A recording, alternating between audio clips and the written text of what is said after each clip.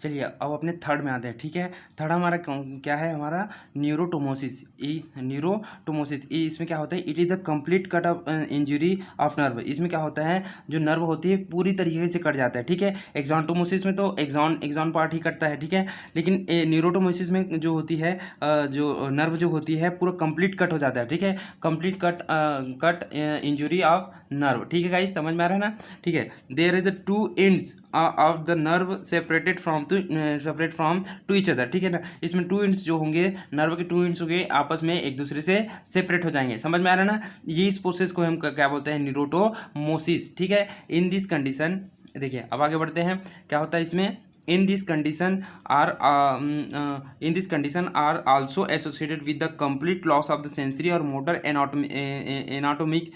autonomic function below the level of the lesion। Same हमारे का एक्सॉनटोमोसिस की तरह है, लेकिन इसमें क्या होता है, इसमें कंप्लीट कट होता है, उसमें क्या होता है, पार्सली कट होता है, समझ में आ रहा है ना। पार्सली कट और कंप्लीट कट में समझ में आ रहा है ना, ठीक है। अब ये हमारा ख़त्म हुआ। हमने क्या पढ़ा कि हम सडन की क्लासिफिकेशन के हिसाब से नर्व इंजरी को कितने भाग में बांटा गया, 3 भाग में, ठीक है सर, समझ में आ गया गाइस। अब हम पढ़ते हैं, हमारा मेन काम क्या है, हम क्यों जाने इसको, हम यहाँ पर अप्लाई करने के लिए जाने हैं, ठीक है।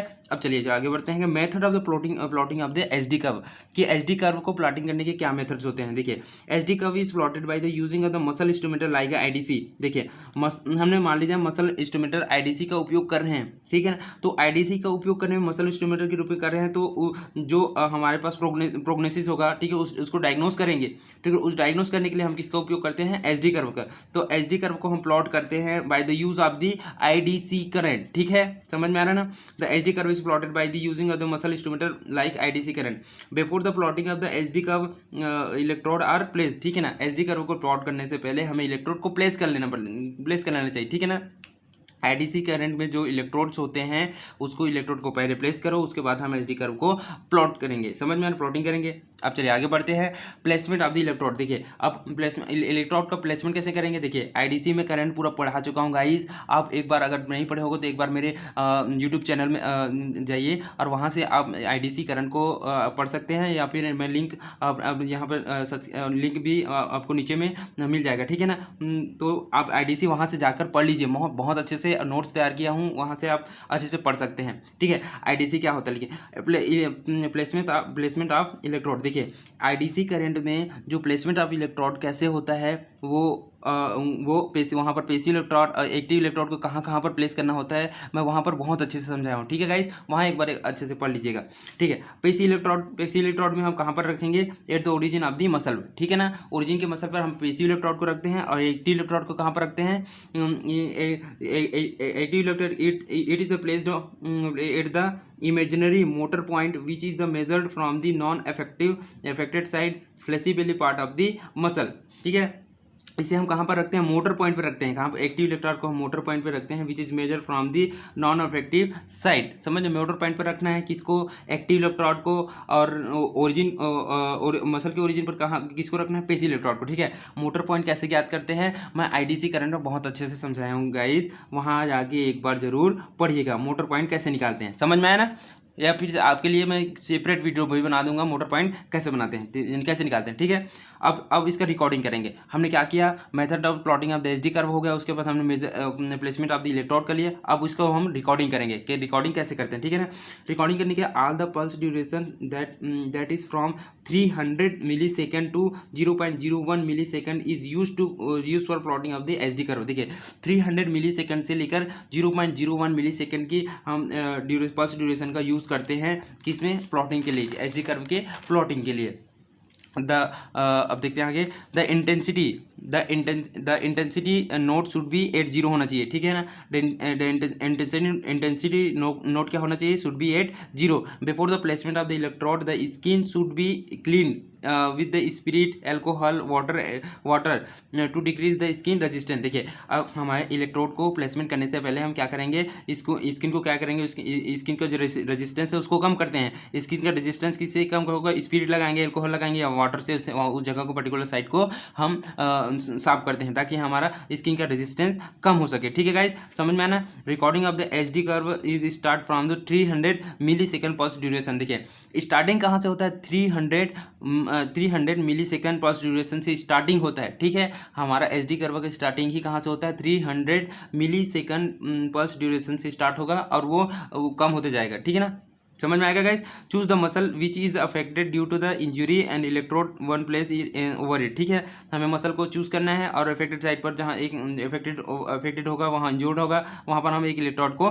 प्लेस कर देंगे। ठीक है, slowly increase the intensity of the current and look for the minimum perceptible minimum visible contraction. देखिए अब धीरे धीरे हम किसको इंटेंसिटी को इंक्रीज करेंगे और देखेंगे कि minimal perceptible minimum visible contraction दिखाई दे रहा है कि नहीं। यदि दिखाई दे रहा है तो उस पॉइंट पर जिस पॉइंट पर हमें minimum perceptible contraction muscle contraction दिखाई दे रहा है उस पॉइंट को हम नोट करेंगे। समझ में आएगा गाइस, तो क्या करेंगे, उस पॉइंट को हम नोट कर लेंगे।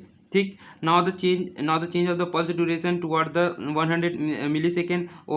Again watch for the some minimum perceptible contraction in this condition intensity remain same and if the it may be changes then the notes down in intensity. अब देखिए इसमें क्या करेंगे, आगे क्या करेंगे, अब हम चेंज करेंगे, किसको चेंज करेंगे, पल्स ड्यूरेशन को। हम 300 से 100 में लेकर आएंगे तो पल्स ड्यूरेशन को चेंज करने में हमारा कुछ मिनिमम कॉन्ट्रैक्शन दिखाई दे रहा है कि नहीं। ठीक है, वो दिखाई दे रहा है, अगर दिखाई दे रहा है तो हम उसको उस पॉइंट को भी नोट कर लेंगे। साथ ही साथ देखेंगे कि हमारी इंटेंसिटी सेम है कि नहीं, यदि है तो सेम रखेंगे। ठीक है ना, यदि नहीं है वो भी चेंज हो रही है तो साथ साथ हम उसको भी नोट करेंगे। समझ में आ गया गाइस। अब चलिए, in this way time the pulse duration is reduced and the watch for the some visible perceptible contraction। ठीक है, इसमें क्या करेंगे, टाइम के साथ जो पल्स ड्यूरेशन कम हो रहा है और जो हमारे पास मिनिमम परसेप्टिबल कॉन्ट्रैक्शन दिखाई दे रहा है उसको हम नोट करते चलेंगे। ठीक है ना, every time pulse duration is and intensity should be note. Her time हम प्रत्येक टाइम हमें क्या करना है, पल्स ड्यूरेशन और इंटेंसिटी को नोट करते जाना है। ठीक है, सबसे पहले स्टार्टिंग कहाँ से करेंगे, 300 फिर 100। ठीक है, 30 10 3 1 0.3 0.1 0.03 ठीक है 0.01। ठीक है, इसको हम ऐसे ही प्लॉट करेंगे।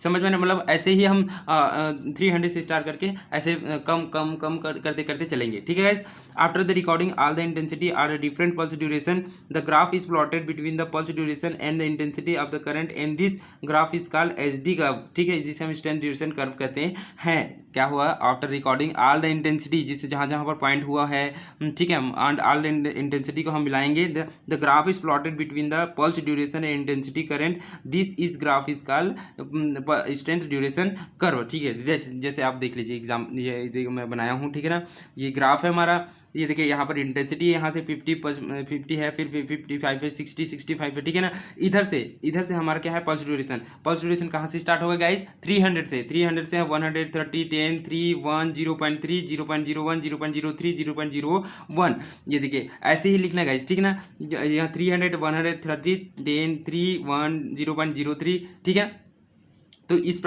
प्रकार से हमें इस पल्स ड्यूरेशन को लिखना है। और कहाँ से किधर चलेंगे हम, राइट से लेफ्ट की तरफ चलेंगे। देखिए ग्राफ फॉर द डिनरवेटेड मसल। सबसे पहले ग्राफ फॉर द डिनरवेटेड मसल। ठीक है ना, आईडीसी करंट का हम उपयोग कर रहे हैं। आईडीसी करंट का उपयोग करके हम एचडी कर्व को प्लॉट कर रहे हैं। किस मसल के लिए, डिनरवेटेड मसल के लिए। तो इनरवेटेड में समझेंगे कि ग्राफ कैसे प्लॉट होता है। ठीक है, ये इसको पहले समझ लेते हैं।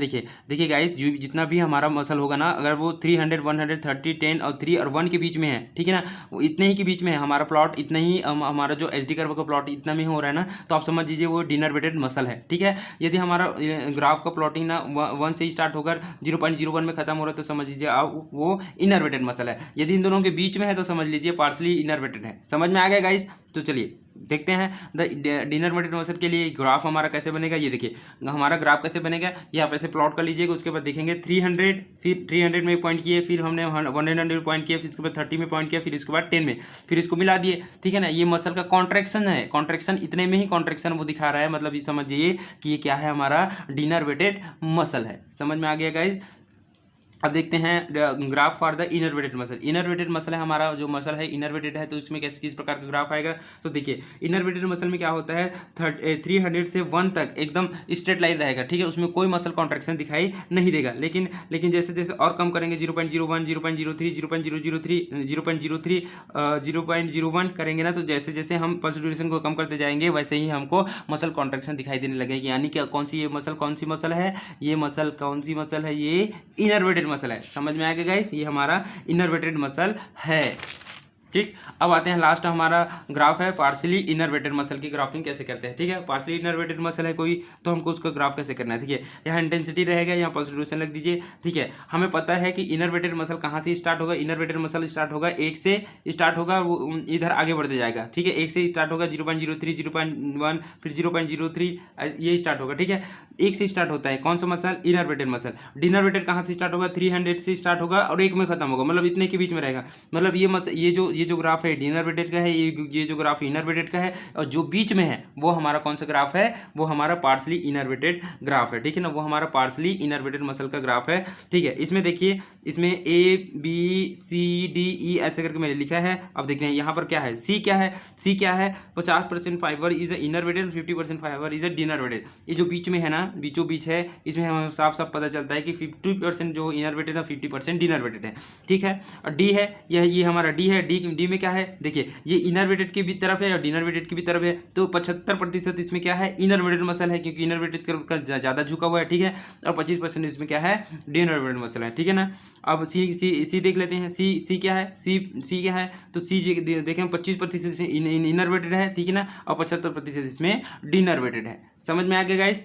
अब देखते हैं बी में तो साफ साफ पता चल रहा है कि डिनरवेटेड मसल है। ठीक है, अब देखते if the graph is move from the left toward the right, left से हम राइट की तरफ जाते हैं, side means the prognosis of the nerve injury is good. देखिए नर्व इंजरी है उसका प्रोग्नोसिस कर रहे हैं। यदि हमारा जो ग्राफ कहाँ है, लेफ्ट से टुवर्ड द राइट की तरफ, वो क्या होता है, शिफ्ट हो जाता है। मूव फ्रॉम द लेफ्ट से राइट की तरफ शिफ्ट हो जाता है, मतलब इनरवेटेड से डिनरवेटेड की तरफ जाते हैं। ठीक है, तो क्या होता है, हम समझते हैं कि prognosis is good, the nerve injury is good. समझ में आ रहा है ना, जो prognosis of the nerve injury is good. ठीक है, देखिए हमारे लेफ्ट से हम जैसे ही राइट में जाते हैं, तो हम अगर शिफ्ट होते जाते हैं, हमने ट्रीटमेंट किया, आईडीसी दिया। ठीक है, अगर वो हमारा शिफ्ट होते जा रहा है किधर से, लेफ्ट से राइट की तरफ, तो हमें समझ लेना है कि हमारा जो प्रोग्नोसिस ऑफ नर्व इंजरी है वो अच्छी है। ठीक है, गुड है। ठीक, तो ये मेरा यूट्यूब चैनल है guys, all about physio medical. तो प्लीज़ अगर मेरा वीडियो अच्छा लगे तो लाइक कीजिएगा, मेरे यूट्यूब चैनल को सब्सक्राइब कीजिएगा, और ऐसे ही नोट्स आप सभी को देता रहूँ, इसके लिए आप प्लीज़ बेल आइकन के बटन को जरूर दबाइएगा, ताकि मेरे नेक्स्ट वीडियो के अपडेट आप सभी को मिलती रहे। तब तक के लिए थैंक यू, जय हिंद।